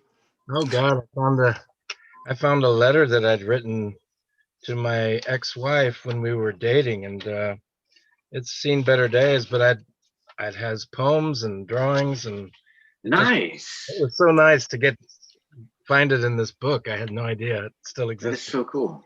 I had a house full. Right? I lost all of that kind of stuff. Anyway, let me get my glasses here. And you inspired that, Jim Sampas, because your Dr. Sachs book, and I'm wearing a snakeskin shirt in honor of the snake, Right. Great. which is actually a dove. It was in Centralville I was born. In Pawtucketville, saw Dr. Sachs. Across the wide basin to the hill on Lupine Road, March 1922, at 5 o'clock in the afternoon, of a red all over supper time, as drowsily beers were tapped in Moody and Lakeview saloons, and the river rushed with her cargoes of ice over red and slick rocks. And on the shore, the reeds swayed among mattresses and cast-off boots of time, and lazily pieces of snow dropped plunk from bagging branches of black, thorny, oily pine in their thaw. Would you like me to invent time travel?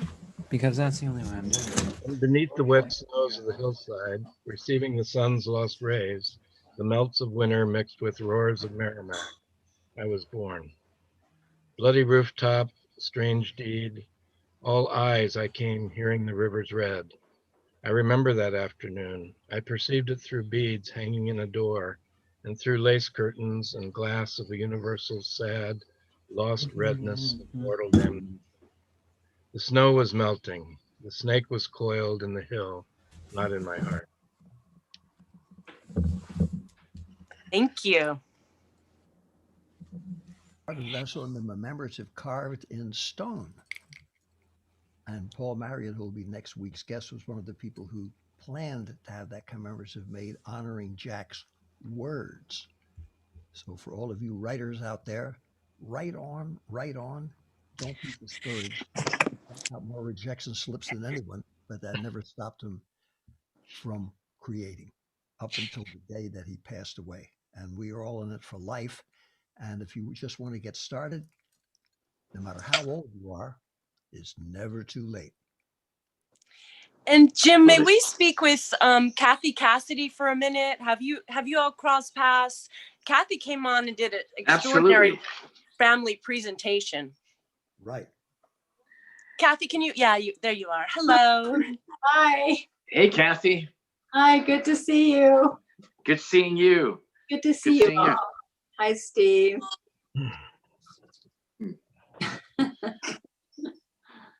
Nice to have you with us.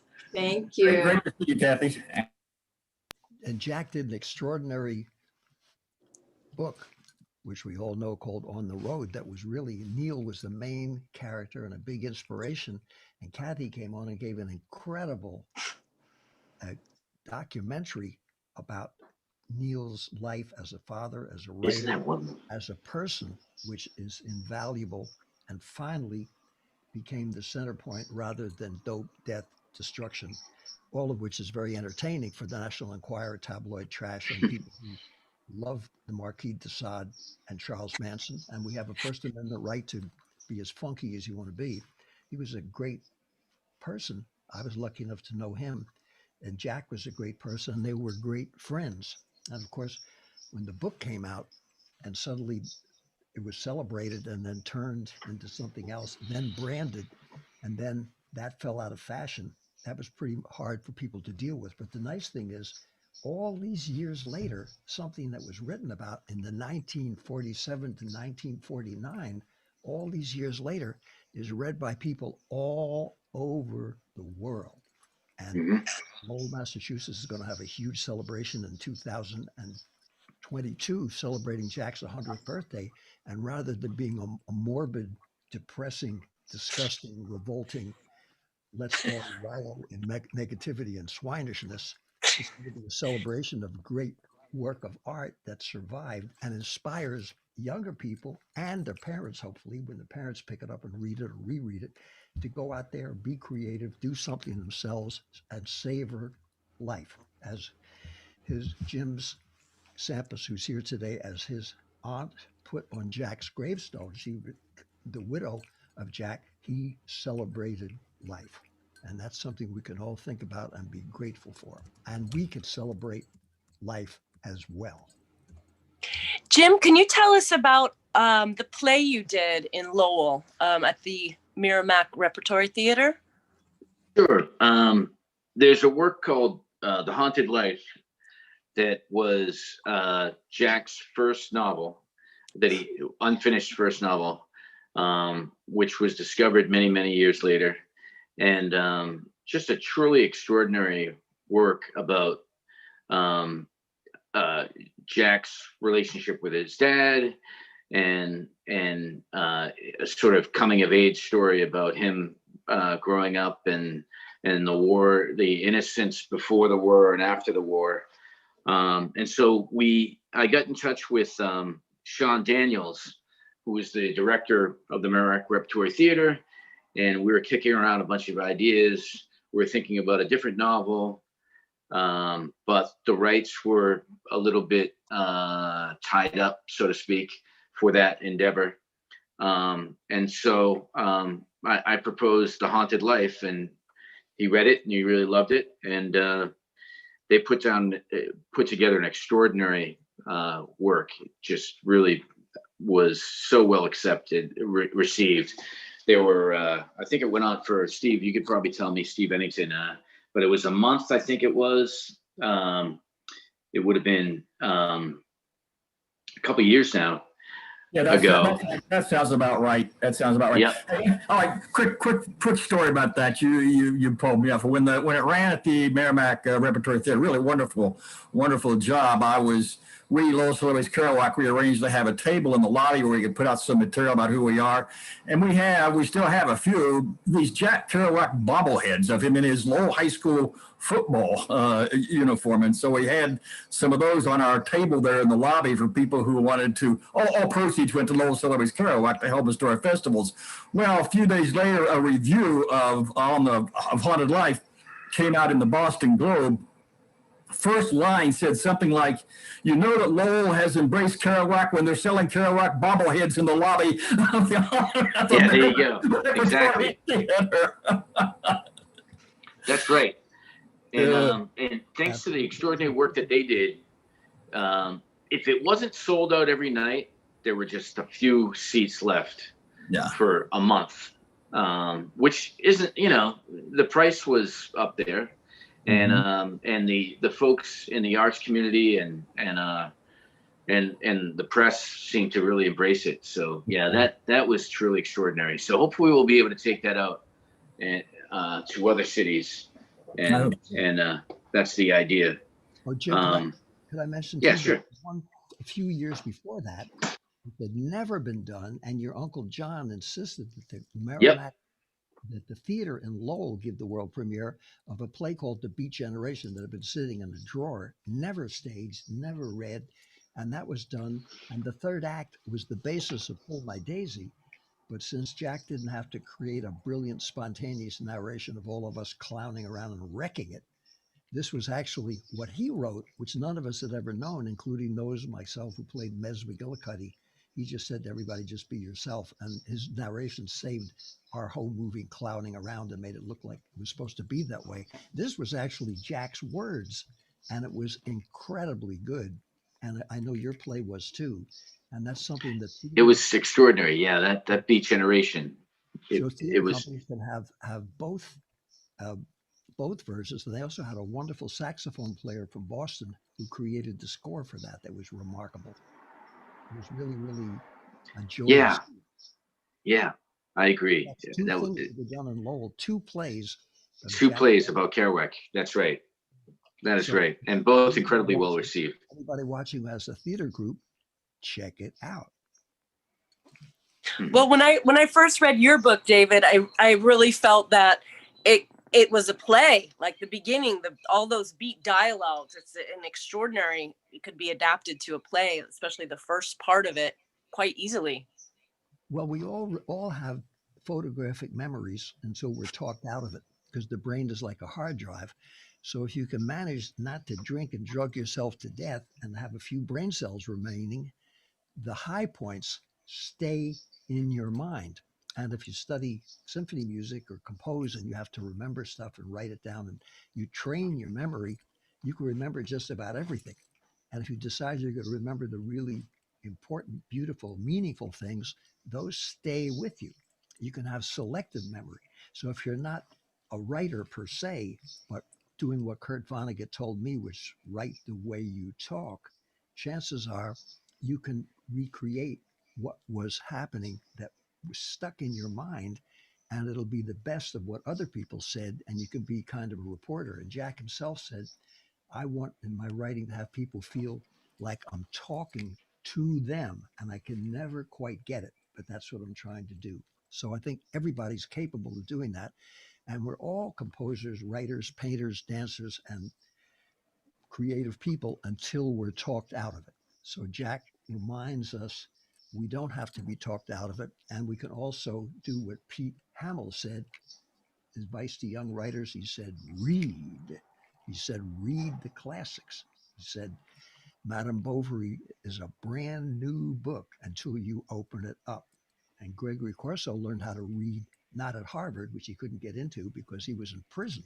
So he learned in prison to go to the library and became an expert on ancient Greek and Roman culture because he read all those books. And we can all do the same thing. So part of our gig, and Jim, we thank you for doing it for music too, to get people not only to do what they're told is hip to do so they can be groovy, but to expand the horizons of what they're told they're supposed to appreciate, realize that they're welcome any place and every place. And with the YouTube, you can have a constant University of Hangoutology experience and listen and hear everything, not everything, but almost everything that's available from all around the world of people who got a lot to offer.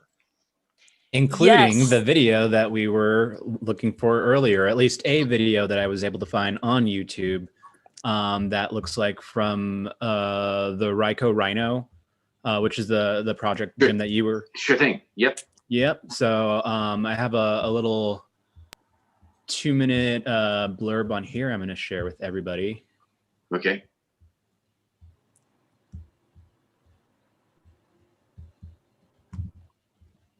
Ta-da!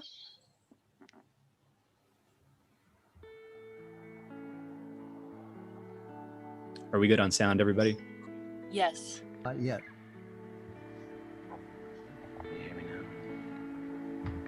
Sorry, let me That's reshare okay. that, everybody. John Cage wrote 6 Minutes of Silence and got famous for that. So online, go on I'm just reading what I wrote all night. and you'll see. Better thing.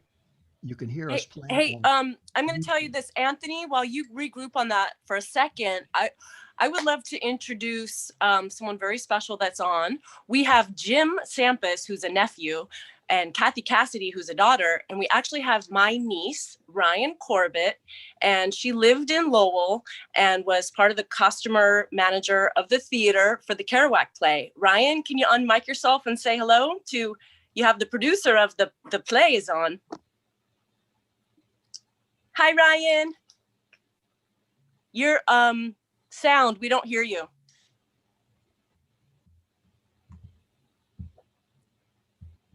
Nope, we don't hear you. Okay, we'll come back to you, Ryan.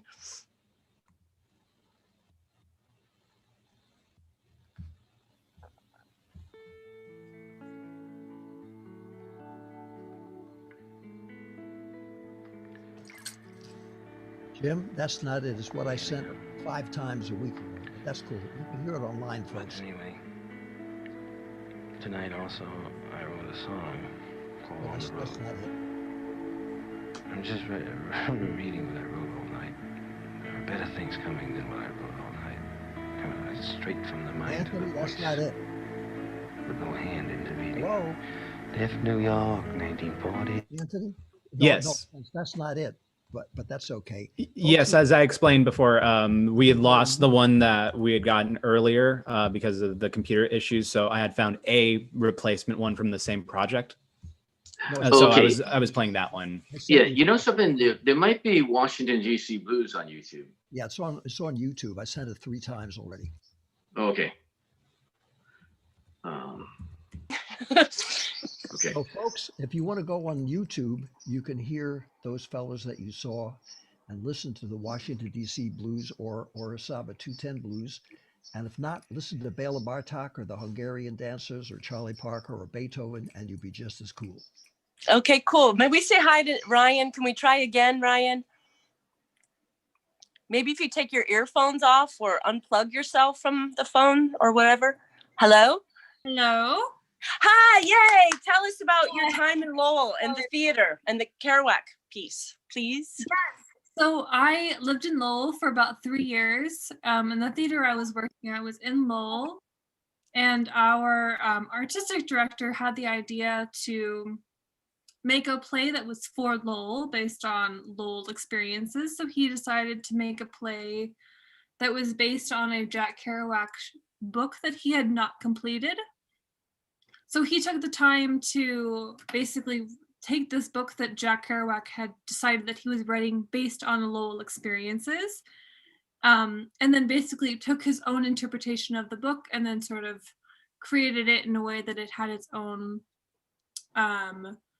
finale. And then we basically took that from his vision, then created it on the stage. Which was very cool because it was talking about all of these places in Lowell that we were all familiar with. There was the, Lowell High School Academy clock tower that we all knew because we drove by it every day. And it was all these things that we knew about, which was very exciting because it made like Lowell feel more like home. And it was exciting to feel like we were a part of something in the meantime there's this author that we all knew by name and then be able to experience what he experienced and then relate it to modern day, which was incredible. And our scenic design was amazing because it was this beautiful stage. The entire stage was full of like old windows. Yeah. Our scenic designer said, "Hey, why is this so important?" And we were like, "We don't know. We're not the scenic designer. We don't know." It's like, I basically looked at Lowell as a whole, and it was all of these old mill buildings, which was, when you look at it down the street, it's all these huge windows. So he basically took a zoom out of Lowell and said, it's all windows. You look up and down the street, it's these huge windows that are just window after window after window. And that's exactly what Lowell is. It's these beautiful, like old brick buildings that were, women sitting side by side working on looms side by side, it's this, you don't want to be stuck in a building that's all wall. You don't want to be looking at the same thing day after day after day. And the beautiful aspect of these, architects was like, we want to be able to see what's Lowell every day. So you're able to look out the window and see, there's this, the river that goes by every day. There's this, the seasons are changing every day. So you're able to see, what's Lowell in just January, December, March, November. You're able to see it changing by day. And my scenic designer just said, that's what I see. He's from New York, and he says, when I come to Lowell, I see windows. And I'm like, fantastic, that's amazing. So he basically turns our entire set into windows. So if everyone sees, point A, and do I see it as point B? And you might see it as point X. You're able to see the same thing from different perspectives, from different windows. And I'm like, that's a beautiful way to start a play, because you might see it differently than I see it versus, the person sitting next to you might see it a different perspective. And we tried to take all of the windows on our stage from different parts of Massachusetts. So we tried to take it from people in, 30 miles away from us versus people who are a mile and a half away from us versus people from over 100 miles away from us. So they're all windows from Massachusetts for all different perspectives of life, different people's walk of life that have all come together on a stage to see something that we are experiencing together that we might have different perspectives, which I thought That's was incredible. And how'd you approach the costuming? Yeah, absolutely. It's a very visual, a visual way to start a play versus, the script that influences us in different ways versus a costume designer that says, yeah, that in this time period, like the independent of each other, we're able to come together and be together, which I think is a beautiful way to experience an author. Because, I might read a poem a different way that you might read a different poem. But even though we've, seen the same words and experience them a different way. Are you still in Lowell? Are you still in Lowell, Ryan? Or are you somewhere else? Where are you now, Ryan? Are you in Lowell still? I am currently in Ohio. I am not currently in Lowell. Okay. Lowell is so much a part of my heart because I've lived there for so long. My favorite bar, actually, when they remodeled, there was a piece of the bar table that actually had JK engraved in it. Yeah. Kerouac was here. I'm like, that's so the way Lowell is, that they want to keep their heritage and keep the perspective of people that have come in and out. Like, that's a beautiful thing that I want to keep a part of myself. Oh, that's great. Hey, I know we're running short on time here. But I really quickly wanted to mention another Kerouac themed play that ran in Lowell quite a few years ago. And one of the people in it was David's daughter. Is it Adira or Adina? What's her name? Is it Adira or Adina who was in that?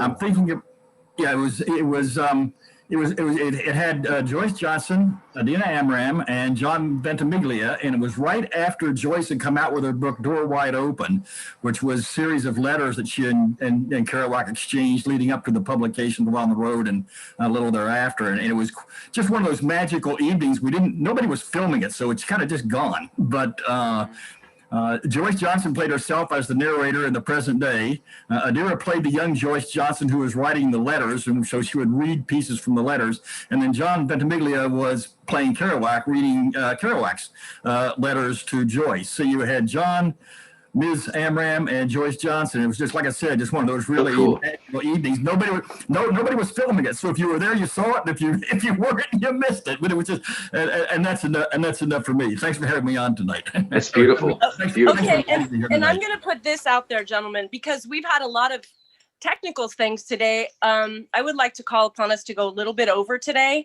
but focus now on Jim and some videos we want to play.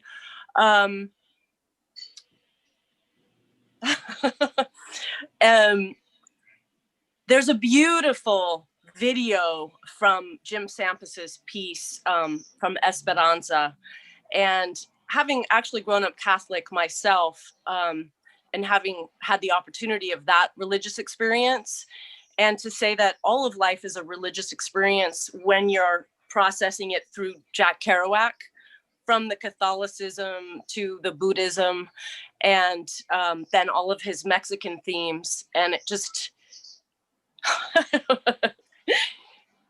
okay. Wow.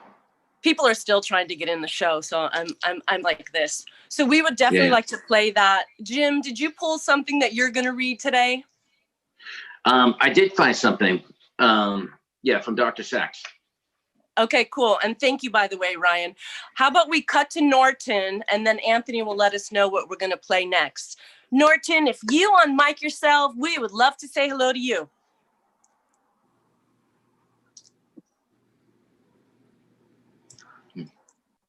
Hey, Norton. Ooh. You're unmiked, but we don't hear you either. We're having a funny day. There's a mute button in the bottom. He's left. disappeared. And if you poke that, you will be heard. You'll be free. Okay. You know what, Anthony? Let's go to Esperanza right now and have a religious experience. Patricia, can you hear me? Oh, there we go. Patricia, can you hear me? Pamela. Did you mean Pamela? Can Hey, you hear me, Norbert, Patricia? Did you mean Pamela? What the heck is going on? Norton. Can you hear me? Norbert. Can you hear me? Yes. Yes. So, I for some, anyway, Libra, Where's your camera, Norton? what's that? Your camera's off. Okay, hang on a second here. Why don't you go back to me? Hang on a It's second. Mercury in retrograde. There you are. Can you see? Can you hear me? So, Yep. Libra Ronaldo that we were talking about. Yes. So can you hear me? Yes. So I was on a bill with him for the 50th anniversary of the Jazz Master in New York at the Knitting Factory. And I was there with my project with Nels Klein. And I painted a guitar for him after that. So if anybody talks to him or sees him, you could mention my name and the guitar I painted for him. You're he's the amazing, coolest. amazing Does the guitar guitarist. say no war And- on it? And my relationship with Big Sur is with Henry Miller. I spent a bunch of time with him in the 70s. And because I served most of Big Sur. So I have a special relationship with Big Sur also. But what a pleasure to be on with all you guys tonight. And I hate everything I've ever said. And this is probably be another session that I will hide under my pillow later tonight. Anyway, Well, you're the man. love you Thank guys. you so much for being with us. All right. Way to go, Anthony. Esperanza.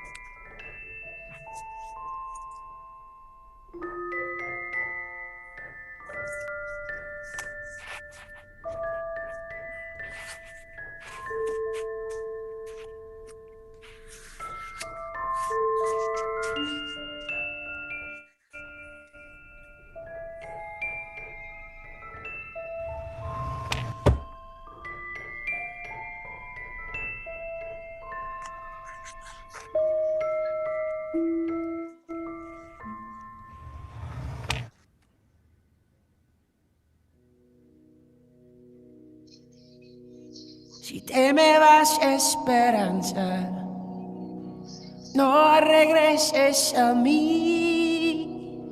Si te me vas, esperanza, no regreses a mí. Si me quieres al lado, dame más que tu cuerpo. Soy tu hombre no más, te regreso jamás, mi esperanza. Ojalá que recuerdes de la sombra de mí. Amor, yo nunca podría olvidarme de ti. Se crecerá más negro corazón adentro y en mi pecho está, sin tu peso será mi esperanza.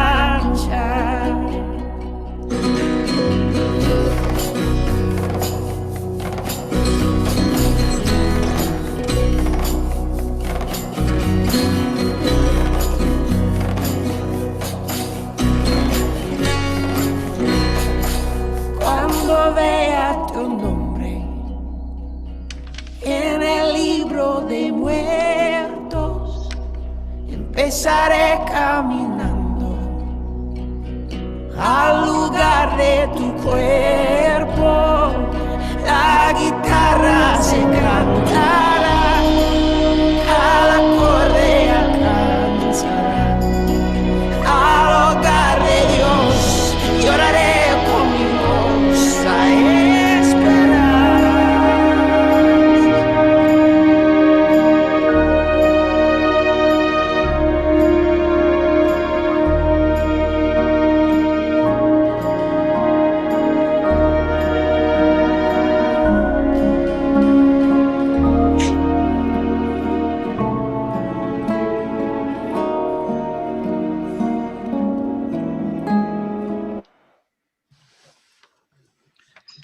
Jim, the imagery is beautiful. What can you tell us about all of that? Well, you know, Sampus? Joshua James was the composer, the singer-songwriter who created that song, and it was for again that album Esperanza. So he put that song together, and he hired a phenomenal director to create that video. But again, I think it speaks to what David was saying earlier about you know, a younger generation taking Jack's work in, because when I worked on that project, you know, there were more yeses than I would have ever imagined. You know, pretty much everybody I approached said yes on that one. So yeah, I was very happy with what he did there. It was extraordinary production design. And I'm wondering, the conversation Ryan was having about that set, were you in the development process of that? That was The Haunted Life. Yeah. Yeah. And So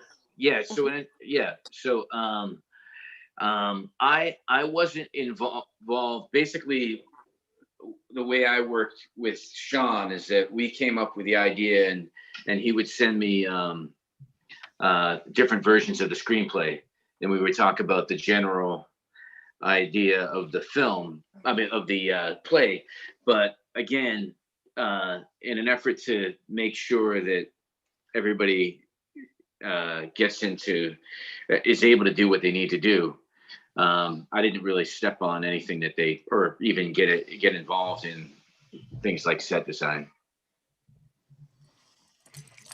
Okay, cool. So Yeah. Anthony said we could play the trailer for the doc that you did, the one that has Sam Shepard.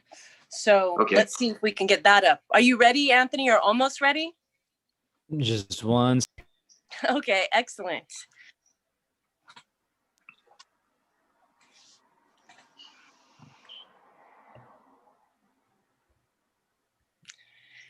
Silence is golden. Oh, if I could mention to all the people who were expecting to hear the collaborations that I made with Jack Kerouac, Jim Sampas, and myself, which was in the book Collaborating with Kerouac, Offbeat, which I wrote, you can get that online, and I'll be doing future programs where you will be able to hear it. And it's just so nice to see and hear all the wonderful people, Kathy Cassidy, Steve Eddington, Hassan Meli and his wife, and of course our wonderful guest, the versatile and brilliant Jim Sampas. Next week's guest will be Paul Marion, who will tell us about the wonderful Quebecois heritage of Jack, because he only spoke English after he had reached the age of 6, and the French language and his Quebecois culture was something that he used and brought into his writing in English, and with fresh eyes of a first-generation person, saw the beauty in Lowell and in America and in the world that most of us either take for granted or don't pay attention to. Also for Pamela Dickerson for her fine work, and for a brilliant young Anthony Demarbiex. So since we're already over time, we're going to stay over a little bit, Davey, because we're going to see this vid and then Jim's going to read. Well, I'm not. It's okay. Rude, Anthony's going to extend it. Since we're over time, we don't want to blow out the circuits. And right. And we, musicians are punctuality freaks, because if the symphony goes 1 second overtime, the orchestra goes bankrupt. So I just like to say good night to everybody and thank you so much. I hope we see you all soon again. And until then, À bientôt. Soyez tranquille aux États-Unis, which is so long. Have a good time. And Anthony, why don't we take it out as we always do, and I'll play a little goodbye Beautiful. to honor Jack. But David, darling, we want to run this video. Oh.